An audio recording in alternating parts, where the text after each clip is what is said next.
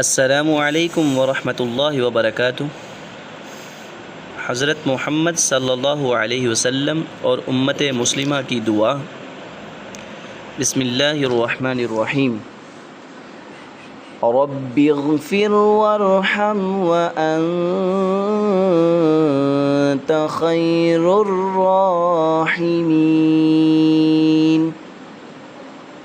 اے میرے رب، تو بخش اور رحم کر،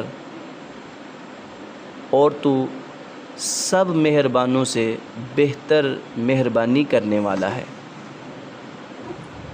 سورۃ مومنون آیت نمبر 118۔